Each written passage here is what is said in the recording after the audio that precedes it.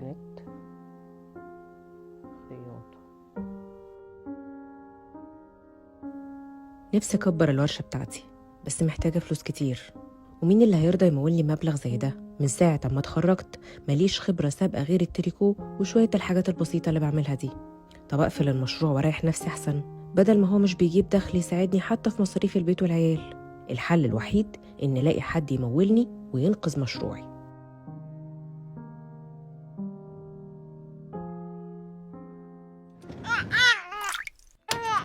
دخلت جوه افكارك وسمعكي، ايه رايك بقى ان انا عندي ليكي الحل؟